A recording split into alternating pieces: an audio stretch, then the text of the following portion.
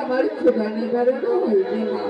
ও মা, আমায় যেতে দাও না মা, ঘরে খোদা দিয়েছো মা। আমি তোমার পায়ে ধরে বলছি মা, আর খোদা সহ্য করতে পারছি না, আমায় যেতে দাও, যেতে দাও। ওরে খোদা, খোদা বাবা, তুই তো শরীর জানি বাবা, নেই বলতে আমার কোনো কিছু নেই। বিদ্যায় আমার সঙ্গ ক্ষণকাল অপেক্ষা করে বাবা, সবাই হইল তোর পিতায় এখনই চলে আসবে, ক্ষণকাল অপেক্ষা কর। ও মা, মা, আমার ঘরে খোদা পেয়েছে না, আমি আর খোদার জ্বালা সহ্য করতে পারছি না। ভগবান,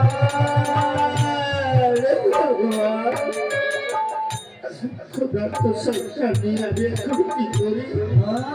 স্বামী এতক্ষণ পর্যন্ত আসছে না, সে আমার খাবার জন্য মা মা বলে চিৎকার করছে। ভগবান, তুমি বলে দাও আমি এখন কি করি?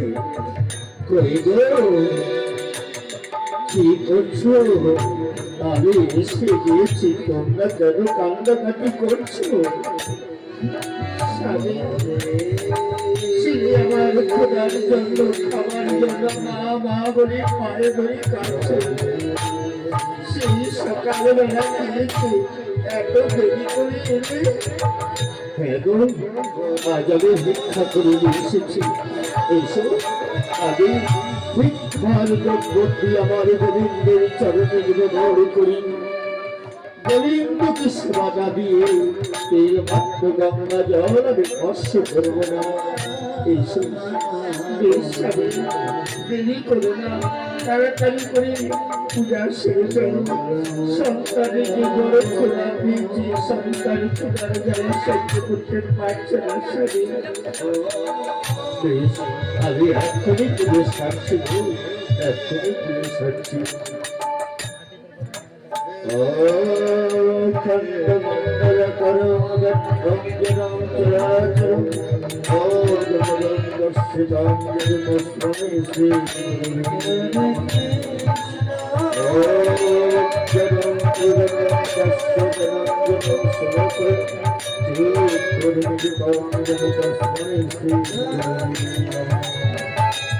জগম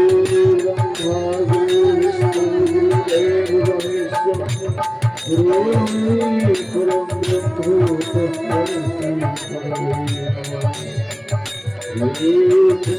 সমকর শ্রী গুরু ব্রহ্মা গুরু বিষ্ণু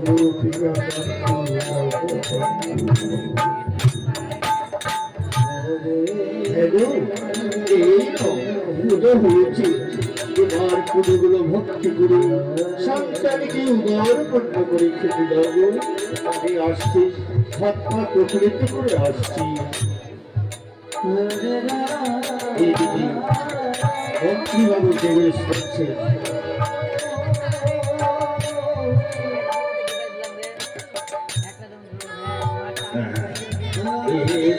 মনে হয় ব্রাহ্মণ করলে পুজোর ভোজ্য না গন্ধ পাচ্ছি। একটু এত সুগন্ধ পুজোর গন্ধ পাচ্ছি, মন ব্যাকুল হয়ে পড়েছি।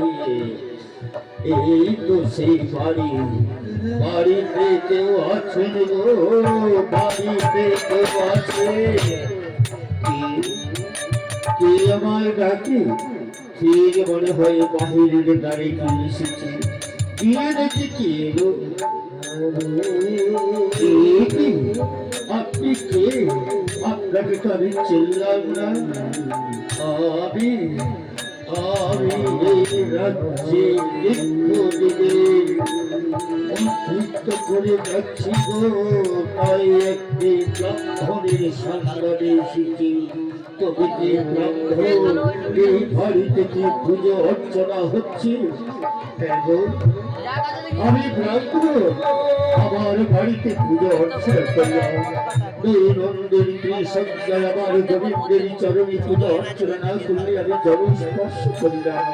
তাই তো গোবিন্দ পুজো সেরে সবে মাত্র হাত প্রকৃত করতে এসেছি। তোমার বাড়ির পুজোর যন্ত্র শুনে মন আমার ব্যাকুল হয়ে উঠেছে। একটু প্রসাদ পাওয়া যাবে দাদা? রাজবাড়ির মধ্যে এই দরিদ্র ব্রাহ্মণ ঠাকুরের বাড়িতে প্রসাদ গ্রহণ করতে আমার কি সৌভাগ্য। আসুন আসুন, ভিতরে আসুন, ভিতরে আসুন। শ্রী ভগবান, কি যে বসতে দেব, বসার আসন দেব আমার এখানে বসো বাবা, এখানে পরিষ্কার করে দিচ্ছি, এখানেই বসো। বাবা, একটু প্রস্তাব পেলে আমি আনন্দিত হব, কারণ প্রসাদের গন্ধে আমার মন ব্যাকুল হয়ে উঠেছে। আমি দেখছি কি করছো? প্রসাদ করে সন্তানকে খাওয়াই ফেলে? সবই মাত্র প্রসাদ গুলো বন্ধন করে সন্তানের বদলে তুলে দেব। সন্তান আমার বড় ক্ষুধার্ত হয়ে পড়েছে। দাদা, এই প্রসাদ গুলো তুমি আমায় দেখো। বাহিরে একটা অতিথি এসেছে, প্রসাদ গ্রহণ করতে চাচ্ছে। অতিথিকে প্রসাদ দান করতে হইবে। অতিথি প্রসাদ চাচ্ছে নিজের ইচ্ছা, ওইলে গোবিন্দকে বলবো হবে।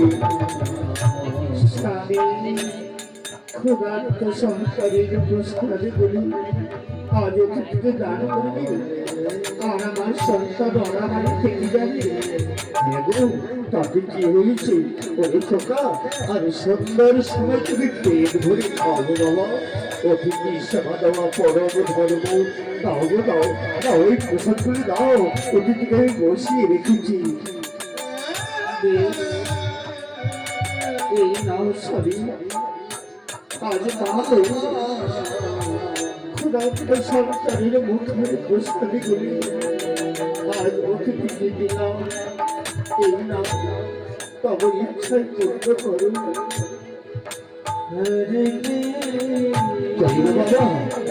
বাবা, এই যে প্রসাদ, বড় সুগন্ধ পাচ্ছি গো, মনের আনন্দ হচ্ছি, হবে। আচ্ছা, আমি একটু খেয়ে দেখি।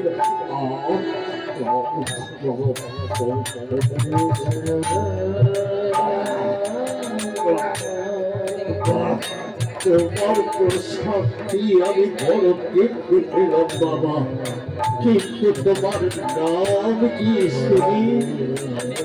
বাবা, ছোটবেলায় বাবার নাম ধরে দেখতো নরোত্তম করি। সংসার ধর্ম করার পর সবাই আমাকে নরোত্তম ঠাকুর বলে ডাকে। নরোত্তম ঠাকুর, নর মানে মানুষ, উত্তম উত্তম চরিত্রের উচ্চ বংশের ছেলে, ভদ্র ভদ্র বাবা। আচ্ছা বাবা, এই করে ঘরে তোমার সংসার চলে, কি করে তুমি গোবিন্দ পুজো দাও? বাবা, দিনহীন দরিদ্র আমি দাঁড়ে দাঁড়ে ভিক্ষা করি সন্তানের পুজো করি।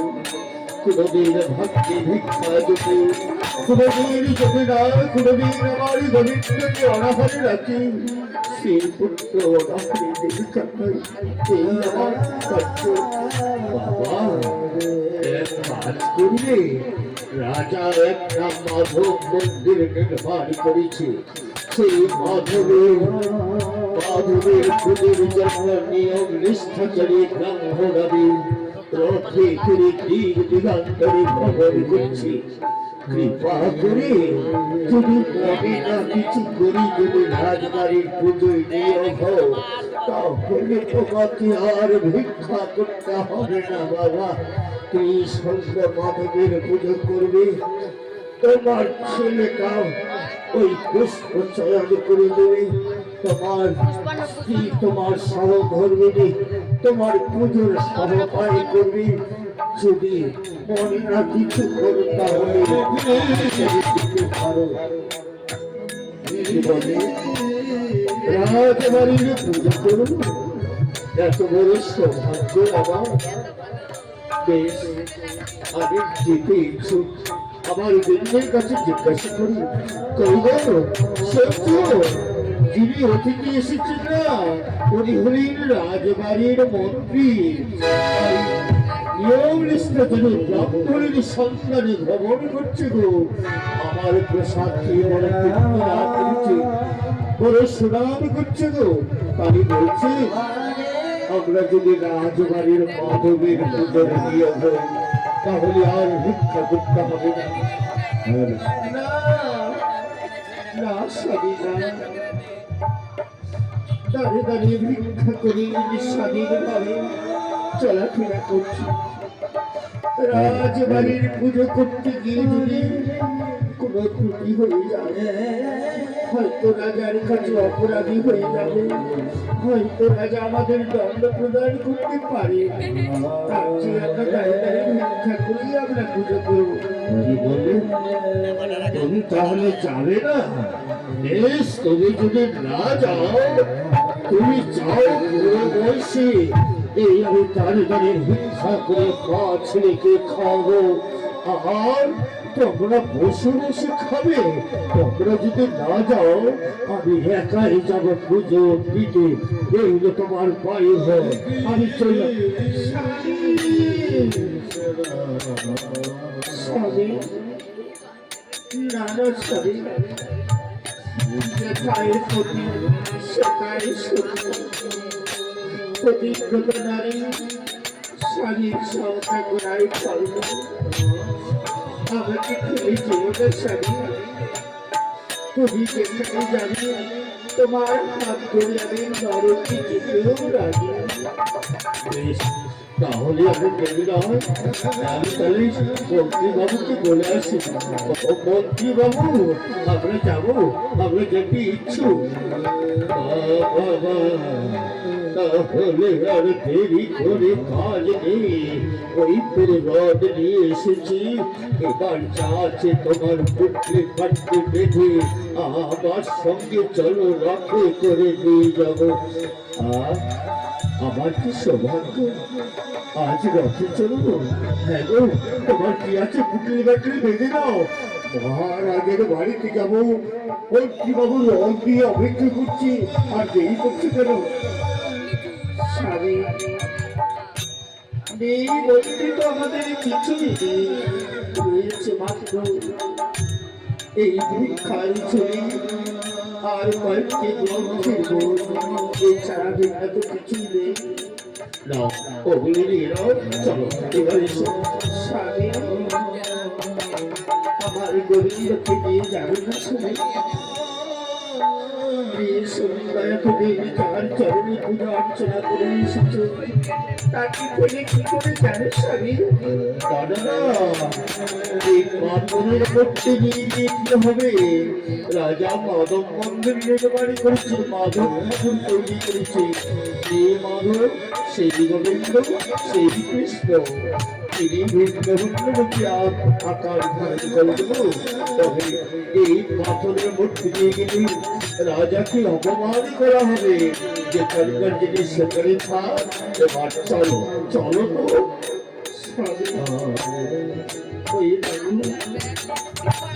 পাথরের ঠাকুর আমার হাত বাড়িয়ে যেন বলছে, মা তুমি চলে গেলে আমায় খেতে দিতে, তুমি আমায় করে দিও না মা, আমার করে দিও না। জানে না ও চিন্তা করে লাভ নেই, তুমি এসো আমার সঙ্গে, এসো বন্ধুবাবু, এবার চলো আমরা রাজি। হ্যাঁ বাবা এসো, রাস্তায় হয়েছে কৃষ্ণ। দীর্ঘ কয়েক দিন হয়ে গেল এই পর্যন্ত মন্ত্রী কাকা নিয়ম নিষ্ঠাচারে ব্রাহ্মণের সন্ধান দিতে পারল না। আগামীকাল বৌদ্ধ পূর্ণিমা ধার্য করিয়াছে, এই তবে আমার ব্যর্থ হবে। মাধব মন্দির আমার অপূর্ণ থেকে যাবে, ইতিহাসকে পালন করতে পারবো না। এখন কি করি, শেষ পর্যন্ত বন্ধু কাকু মশাই পর্যন্ত ব্যর্থ হয়ে মহারাজের জয় হো, দেবরাজের জয় হো, দেবরাজের জয় হো। কি মন্ত্রী কাকা মশাই আপনি এসেছে, কি সংবাদ? বাবা নিয়ম নিষ্ঠাচারে